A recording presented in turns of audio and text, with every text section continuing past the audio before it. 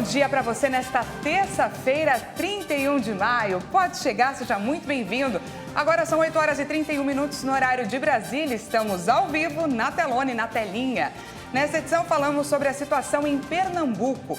As buscas por pelo menos 26 desaparecidos foram retomadas mesmo com as chuvas. No mês de abril, mais de 6 milhões de empresas estavam inadimplentes. Nos destaques internacionais, os corpos dos 22 passageiros que estavam no avião que caiu no Himalaia foram encontrados. E ainda, a gente fala sobre as competições On Grace Cup e sobre a Copa Graça, que acontecem simultaneamente. O número de empresas inadimplentes no Brasil cresceu em abril, de acordo com dados da Serasa Experian. O levantamento mostra que 6 milhões e 119 mil empresas ficaram com algum tipo de dívida pendente no mês, o que representa um aumento de 200 mil em relação ao mesmo abril do ano passado. E também o número mais alto desde abril de 2020. A crise econômica, o baixo crescimento e os juros altos são apontados como os principais motivos desse crescimento. E termina hoje o prazo para as microempresas e empresas de pequeno porte aderirem ao HELP, que é o programa de negociação de débitos do Simples Nacional. A adesão permite que empresas renegociem dívidas em até 15 anos e tenham descontos em juros, multas e encargos. O cálculo do desconto é proporcional à queda de faturamento no primeiro ano da pandemia. Até a semana passada, mais de 100 mil empresas tinham aderido ao programa, o que representa apenas 25% do número esperado pela Receita Federal. E agora a gente muda de assunto para falar sobre as buscas por desaparecidos nos bairros de Recife, onde aconteceram os deslizamentos de terra que entraram hoje no 4º dia. Mas as chuvas fortes que continuam caindo na região têm atrapalhado o trabalho dos bombeiros e da Defesa Civil. Durante a madrugada, as operações chegaram a ser suspensas e mais de 20 pessoas ainda não foram encontradas. O número de mortes chega a 93, segundo o último balanço oficial, e 6.170 pessoas estão desabrigadas. As equipes de resgate continuam a procura por vítimas das chuvas na região metropolitana do Recife. Só no Jardim Monte Verde, região entre o Recife e Jaboatão dos Guararapes, mais de 20 pessoas morreram. Nunca caiu tanta chuva em pouco tempo como aconteceu. Eu moro aqui muito próximo, conheço todos que morreram e vi tudo quando aconteceu. Deu o primeiro deslizamento, caiu uma porção de barro e a gente pensava que não iria ser um montante tão grande após isso. Então, em seguida, caiu feito um tsunami. Uma tragédia que marcou quem mora na região. Eu não estou dormindo, não estou comendo, porque foi uma dor muito grande mesmo. Segundo a Defesa Civil do Pernambuco, o número de desabrigados passa de 6 mil. O secretário executivo reforçou a importância da população seguir as orientações das autoridades com relação às áreas de risco. Com essas fortes chuvas, teve uma mudança completa de cenário em várias localidades. Então, a gente precisa passar por cada um ponto desse, vistoriar, fazer análise de cada um local desse. E primeira coisa, a gente pede que a população ela siga à risca as orientações dadas pela Defesa Civil. O governo anunciou um pacote de medidas para ajudar a população mais carente a se reerguer depois das tragédias provocadas pelas fortes chuvas. O sobrevoo de helicóptero foi nas áreas mais afetadas pela chuva em Recife, Olinda e Paudalho. As imagens mostram deslizamentos de terra e alagamentos em vários pontos. Na descida, Bolsonaro se juntou a ministros do governo federal e anunciou um pacote de medidas para ajudar moradores das áreas mais afetadas. O governo vai antecipar parcelas do benefício de prestação continuada e do Auxílio Brasil.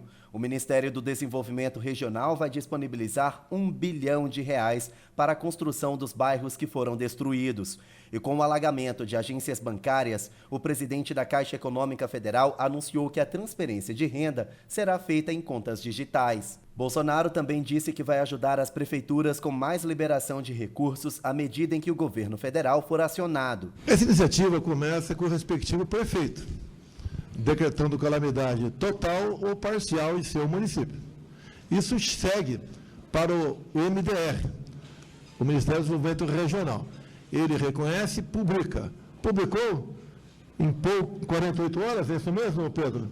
no mesmo dia ele libera esse recurso. Também foram assinadas medidas provisórias que devem liberar crédito para a compra de colchões e alimentos, tanto para a população afetada quanto para as equipes de resgate. Além da ajuda do governo federal, o governo de Pernambuco também deve investir cerca de 100 milhões de reais para a compra de mantimentos. Os governadores do Amazonas e do Distrito Federal, Wilson Lima e Ibanez Rocha, também devem disponibilizar equipes do Corpo de Bombeiros para ajudar no resgate de pessoas. Este vídeo mostra que a força da água tem devastado alguns bairros e arrastado casas.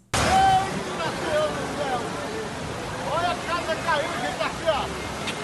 Aqui na ponte, olha aí, ó. A equipe do Ministério da Cidadania, que corresponde à parte de assistência social, está aqui desde ontem. Fica a equipe do governo federal aqui em apoio aos municípios, principalmente no que diz respeito aos alojamentos provisórios. Esses alojamentos que atendem a todos que estão desabrigados e desalojados nesse momento. E nessa mesma coletiva que teve em Pernambuco, o presidente Bolsonaro falou sobre o tema que tem causado a ele tanta irritação. Ao mencionar as dificuldades econômicas que o país e o mundo enfrentam, o presidente voltou a falar na inflação, agravada pelos valores dos combustíveis e do diesel, é claro. O presidente enfatizou que a estatal Petrobras pode quebrar o Brasil. Sabemos as dificuldades que o povo vem atravessando, com inflação alta, sim, especial nos alimentos e na energia, como, por exemplo, combustíveis. Mas é um fato que atinge ao mundo todo. No Brasil, está um pouco abaixo o preço desses commodities, dessa energia. Mas digo mais, poderia ser diminuído o preço, por exemplo, do diesel. Eu zerei há 3 meses o imposto federal do diesel. Eu zerei o imposto do gás de cozinha desde o início do ano passado.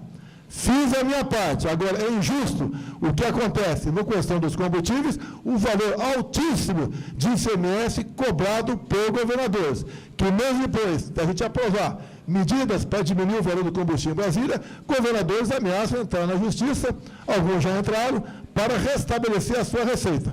Nós temos que ver que a receita da população, aí incluído o pessoal seletista, o informal ou o servidor público, está bastante abalada. O mundo todo está sofrendo com isso. E nós estamos cada vez mais, de forma legal, sem interferir, buscando diminuir o preço dos combustíveis. Como é um absurdo se cobrar mais de 40% de ICMS na conta de energia elétrica. Como é um absurdo, no meu estado, Rio de Janeiro, por litro de gasolina, se pagar R$ 2,30 de ICMS. E deixo claro, com o ICMS da gasolina, por exemplo, cobrado pelo governo federal, é exatamente o mesmo. Desde janeiro, quando eu assumi, não aumentei nenhum imposto e nem criei nenhum imposto. O momento é de nós ajudarmos a população, não é fazer caixa, como a própria mídia vem divulgando. A caixa abarrotada de muitos governadores que não se sensibilizam para com o problema da população. E deixo claro, é um crime se cobrar R$ 1 de ICMS por litro de óleo diesel. Como eu apelei o mês passado, a Petrobras pode quebrar o Brasil com isso. E agora vamos à previsão do tempo. A terça-feira será marcada por instabilidades e muita chuva ainda nas regiões sul, nordeste e centro-oeste do país. E atenção, porque vem queda nas temperaturas para os próximos dias em grande parte do Brasil. Vamos à previsão do tempo para algumas cidades.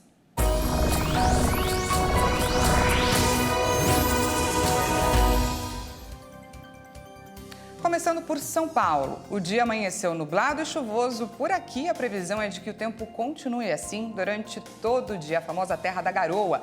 A mínima na capital paulista é de 15 e a máxima não vai passar dos 18 graus. Em Olinda, Pernambuco, o tempo também vai continuar instável, mas com volume de chuva um pouco menor do que foi registrado neste final de semana. A mínima para a região é de 23 e a máxima é de 28 graus. E em Penedo, em Alagoas, as chuvas também devem continuar nesta terça-feira com mínima de 22 e máxima de 28 graus.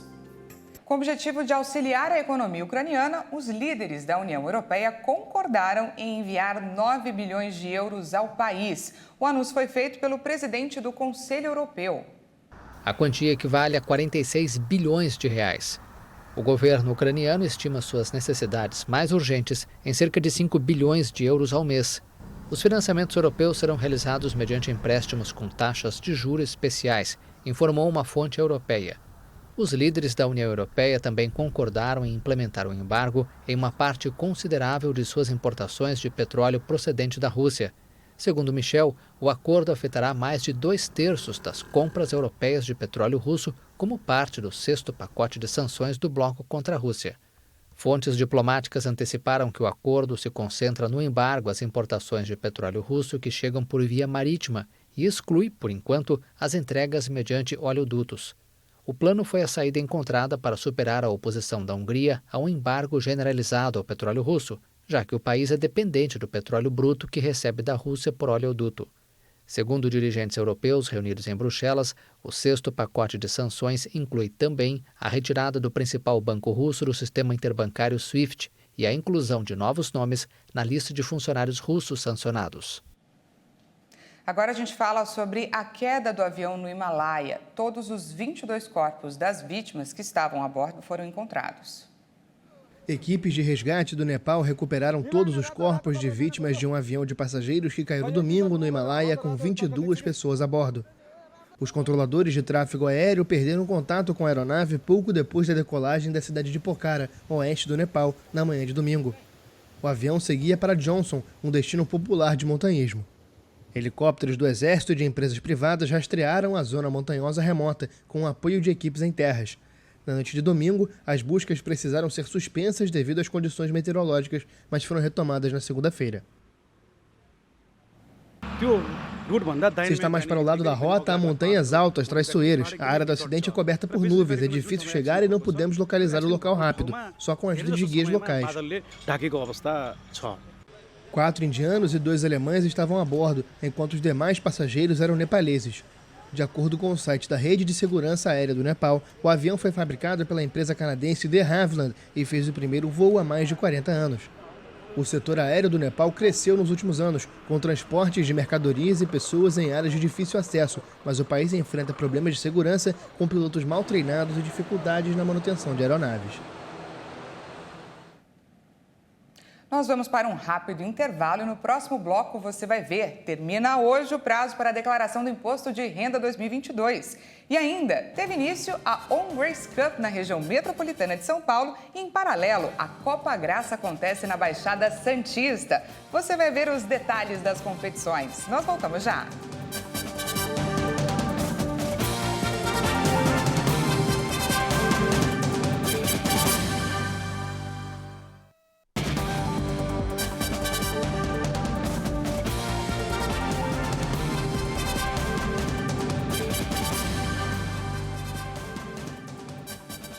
Seja bem-vindo mais uma vez, estamos de volta ao vivo, agora são 8 horas e 46 minutos no horário de Brasília. O assunto agora é a pandemia. Apesar da alta de casos, a média de mortes apresenta estabilidade. Vamos conferir os números da Covid-19 aqui no Brasil. O Brasil confirmou mais 63 mortes por Covid-19 em 24 horas. O total de óbitos pela doença desde o início da pandemia já chegou a 666.516. Também foram registrados 24.082 novos casos de Covid-19 em um dia. Ao todo, já são 30.977.611 diagnósticos confirmados. A média móvel de mortes está em 121 vítimas diárias. A curva apresenta tendência de estabilidade, com uma variação de 9% em relação a 2 semanas atrás. Na última semana, a média de casos foi de 24.809 registros por dia. Os dados mostraram uma tendência de alta, com uma variação de 31% em relação a 2 semanas. E vamos dar uma olhada em como anda a vacinação contra o coronavírus aqui no país. O Brasil já ultrapassou a marca de 440.893.000 doses de vacinas contra a Covid. Vamos ao nosso vacinômetro. Segundo o Ministério da Saúde e as secretarias estaduais de saúde, a primeira dose foi aplicada em 83,73% da população, enquanto 77,85% dos brasileiros tomaram a segunda dose. E os que receberam a primeira dose ou a terceira dose, a primeira dose de reforço, passam de 45% dos brasileiros. E por falar em terceira dose, desde ontem ela está disponível também para os adolescentes de 12 a 17 anos, para quem tomou a segunda há pelo menos 4 meses. Os imunizantes indicados para esta etapa são os da Pfizer ou a Coronavac, dependendo da disponibilidade nas unidades de saúde. No caso dos adolescentes imunocomprometidos, o reforço com a vacina da Pfizer já estava disponível desde fevereiro deste ano. E agora a gente vai dar um recado para quem ainda não acertou as contas com o Leão, porque acaba hoje o prazo para a entrega da declaração do imposto de renda. E caso não seja feita, o contribuinte vai estar sujeito à multa, cujo valor mínimo é de R$ 165,74. Até às 4 horas da tarde, horário do último balanço divulgado pela Receita, cerca de 93% dos brasileiros que são obrigados a declarar o imposto já tinham feito o procedimento. O percentual corresponde, em números, a 31.560.558 documentos entregues. Também está previsto para amanhã o pagamento do primeiro lote de restituição. Mais de R$ 6 bilhões devem ser pagos a 3 milhões de contribuintes até o dia 30 de setembro. Os primeiros a receber são os idosos acima de 80 anos. O aplicativo da Receita Federal está disponível tanto para a declaração quanto para a consulta da restituição. E para quem já fez a declaração, por falar em restituição, começa hoje o pagamento do primeiro lote de restituições do Imposto de Renda 2022. O dinheiro será depositado na conta bancária indicado pelo contribuinte na declaração, por isso muita atenção. Nesse primeiro lote devem receber a restituição os contribuintes que têm preferência no pagamento, como idosos e pessoas com deficiência. Segundo a Receita Federal, serão pagos R$ 6 bilhões e 300 milhões de reais para mais de 3 milhões e 300 mil contribuintes. E teve início a On Grace Cup, uma competição de futebol society organizada pela Igreja Internacional da Graça de Deus, que reúne equipes da capital paulista. E a bola rola também nos campos do estado de São Paulo, na Copa Graça, que está em sua segunda edição. O torneio da Baixada Santista, que deu origem ao projeto em 2021, foi aberto neste fim de semana. Vamos conferir. No país do futebol, em ano de Copa do Mundo, a juventude da Igreja Internacional da Graça de Deus calçou as chuteiras e entrou em campo.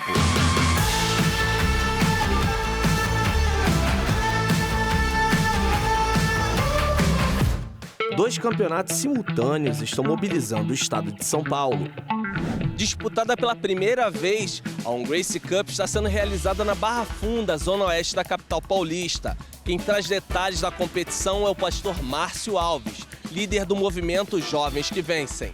E o Grace Cup, juntamente com a Copa Graça, é para trazer a unidade das igrejas, para trazer também esse envolvimento com os bairros, com as cidades e, claro, o propósito final ganhar almas, né? A premiação vai ser bacana, nós temos aí o apoio dos nossos amigos, o vereador Davi Soares, o deputado, o Daniel, o Jaime Júnior, que tem apoiado esse projeto e a tendência é crescer e multiplicar para todo o estado de São Paulo, em nome de Jesus.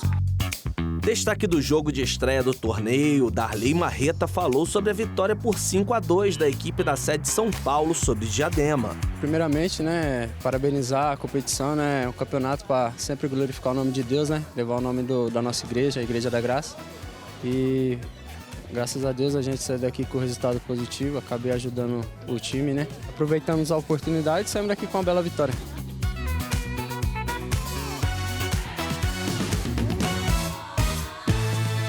Derrotado na abertura da On Grace Cup, Felipe acredita na recuperação do time de Diadema na sequência da competição.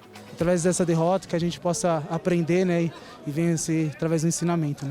Mas tudo para glorificar o nome do Senhor Jesus, Agora nós vamos pegar a estrada rumo a Santos para acompanhar o início da Copa Graça 2022 na região da Baixada Santista.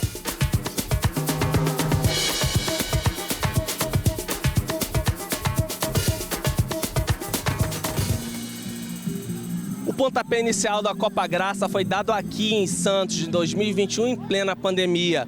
Um ano depois, o futebol volta a campo com a alegria do esporte e com a esperança de um mundo livre do vírus. Na partida inaugural, o campeão do ano passado, o Quarentenário, enfrentou o Parque das Bandeiras e foi surpreendido. O time foi goleado por 6-2. O jogador Malinha fez bonito nas 4 linhas e comemorou a boa largada do time no torneio.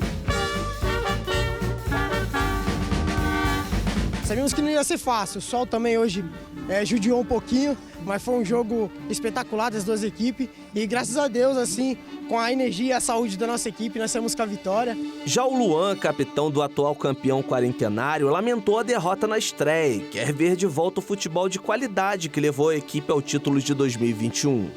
A gente vai tentar melhorar na semana aí pro próximo jogo e sair com os 3 pontos. É o primeiro jogo a segunda Copa Graça aí, a gente tem muito que acertar ainda. Então tem muita coisa para rolar, a gente não vai desistir ainda porque nós somos atuais campeão. Então enquanto tiver chance, a gente vai lutar até chegar a essa classificação aí. Os pastores Newton Bento, Wellington Silva e Eduardo Galhardo falam sobre os frutos que a Copa Graça rende após sua criação em 2021. Estamos muito satisfeitos com os resultados, muita conversão, muitas pessoas procurando a igreja por meio do esporte. Isso é interessante demais porque Deus alcançou um espaço que normalmente não se alcança, E nós conseguimos entrar na vida das pessoas por meio do futebol, entregando o evangelho e salvando vidas. Nosso segundo ano aqui na Baixada Santista, o ano passado um sucesso, muitos frutos, tivemos a bênção aqui. A gente queria agradecer primeiramente o Dr. Davi Soares, que é o apoiador, O pastor Nilton esteve conosco ano passado, também está dirigindo. E a bênção também do nosso pastor, o pastor Eduardo Galhardo, que esse ano está dobrando a unção aqui e temos certeza, se colhemos frutos o ano passado com uma bênção, imagina esse ano com uma bênção dobrada. Graças a Deus, para mim é uma alegria, Eu já tinha visto esse trabalho, essa grande organização, E nós estamos aqui, a gente percebe que é uma grande organização, um profissionalismo muito grande. Isso tem chamado a atenção das pessoas de fora. O deputado federal Davi Soares também entrou em campo. Ele vestiu a camisa do Quarentenário e marcou até um gol.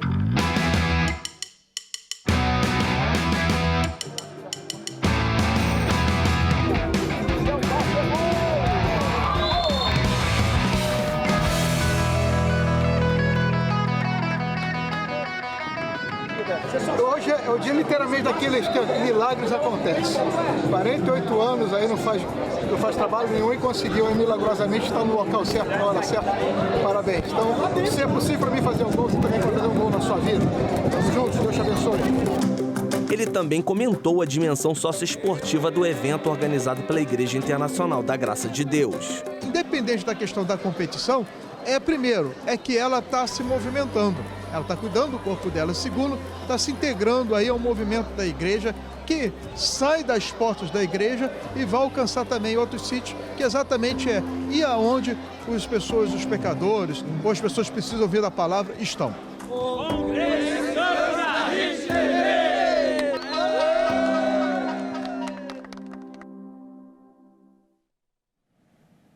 É isso aí, tem ainda muita bola para rolar e a gente vai trazer aqui na Hit TV os desdobramentos desses 2 torneios para você, então não perca. Essa edição fica por aqui, mais uma vez, muito obrigada pela sua companhia. Às 10 horas, Kleber Werneck chega com mais informações e à 1 da tarde, eu e ele esperamos por você. Até lá!